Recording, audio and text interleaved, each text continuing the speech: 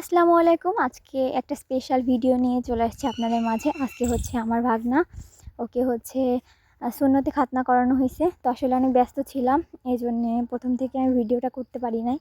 তো হচ্ছে এই যে সুন্নতে খতনা করাই দেওয়ার পরে হচ্ছে আসছে, ওকে হচ্ছে ডিভাইস দিয়ে করানো হয়েছে। এই জন্যে তো ওকে ডিভাইস দিয়ে করানো হয়েছে বলে ও সুস্থ একদম। মুসলমানি করার পরই ও বাইরে নিজে হেঁটে আসছে, তারপরে আব্বু এখানে নামাজ পড়ছে। ওখানে হচ্ছে ডক্টর আসছে, মানে ডক্টর দিয়েই করানো হয়েছে। তো ওনাদের একটু খাবার দাবারের ব্যবস্থা করা হয়েছে। আর হচ্ছে খুলনাতে খতনা করা হয়েছে। আর দেখবেন কি গ্রামে এগুলো করানো হলে হচ্ছে খুব ভালো একটা দিক আছে কি, সবাই আসে, মানে আপনি কাউকে ডাকবেন সে অপেক্ষায় থাকে না, সবাই চলে আসে। আর মাহিরকে এখানে সবাই অনেক ভালোবাসে। মাহিরের দাদা দাদি অনেক অসুস্থ, এই জন্য হচ্ছে ওকে এখানে করানো হয়েছে।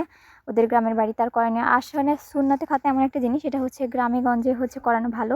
শহরে হচ্ছে অত বুঝে ওঠা যায় না। আমার বোন যেহেতু হচ্ছে টিচার, স্কুলের টিচার, ও সবসময় ব্যস্ত থাকে, আর ও একা পারবেও না। ও হচ্ছে একদমই অন্যরকম, ও এত কিছু বোঝে না। তো এখানে হচ্ছে এই পুচকে ঘুমোচ্ছিল, তো আমি হচ্ছে এই ঘরে আসছিলাম, এই জন্য ওকে একটু ভিডিও করলাম। তো হচ্ছে মাহির অনেক নরম মানুষ, তো আর ও হচ্ছে একদম মানে এক জায়গায় থাকে না, সবসময় আব্বুর পেছন পেছন থাকে। আর ও হচ্ছে প্রচণ্ড নরম। তা হচ্ছে তারপরে ওকে সুন্নতে খতনা করানো হয়েছে। করানোর পরে ও হচ্ছে, ওর জন্য সবাই টেনশন করছে যে কী হবে না হবে। তো আপনারা সবাই দোয়া করবেন যাতে ও তাড়াতাড়ি সুস্থ হয়ে যায়।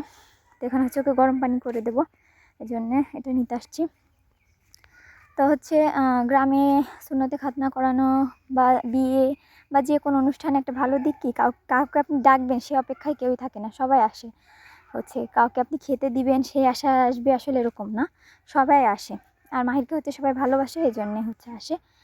তো এই যে, তো আজকে যেহেতু খতনা করানো হয়েছে, তেমন কোনো আত্মীয় স্বজন আমাদের বাসায় আসে নাই। যেমন আমার বড়ো বোন আসে নাই, তারপরে হচ্ছে আরও অনেকে আসতে পারে নাই, এই জন্যে।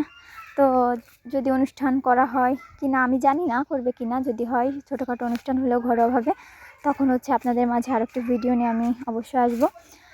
তো সবাই আপনারা আমার ভাগ্নের জন্য দোয়া করবেন। যারা যারা ভিডিওটি দেখছেন অবশ্যই লাইক কমেন্ট শেয়ার দিয়ে আমার পাশে থাকবেন। আর নেক্সট ভিডিও পেতে অবশ্যই চ্যানেলটিতে সাবস্ক্রাইব করবেন। যারা যারা আমার ভিডিও অনেক পছন্দ করেন তারা অবশ্যই কমেন্ট করে জানাবেন যে নেক্সট আপনারা কি ভিডিও দেখতে চান। এই যে দেখছেন, এর নাম হচ্ছে মাওয়া। এ জন্মের পরে জীবনে কখনো, এর বয়স 5 বছর, আজ পর্যন্ত কেউ ভাত খাওয়াতে পারি নাই। ও একটা ভাতও খাবে না। যখনই আপনি ভাতের নাম নেবেন ও হচ্ছে তখন মানে কান্নাকাটি শুরু করে দেবে। ও কখনো ভাত খায় না, ও রুটি, সিঙ্গাড়া, পরোটা এগুলো খায়। আর এটা হচ্ছে আয়শা।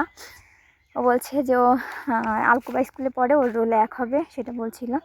তো এখানে হচ্ছে ডক্টর যিনি আসছে ওনার সাথে আরেকজন আসছে, ওই দুজনকে খেতে দিতে হবে। তো হচ্ছে এই জন্যে আমরা খেতে দেবো, এই জন্য। আর এই যে হচ্ছে বাবু আব্বুর সাথে একটু রাস্তায় গিয়েছিলো, এখানে বড় কাকাকে ডাকতে গেছিলো। যেহেতু আমার কাকা মাহিরের বড় নানা হয়, এই জন্যে হচ্ছে আমার কাকা বংশে সবার বড়, এই জন্যে ডাকতে গেছিলো আব্বু। তো এই যে সবাই আসছে। আজকে ভিডিওটি এই পর্যন্ত। আল্লাহ হাফেজ।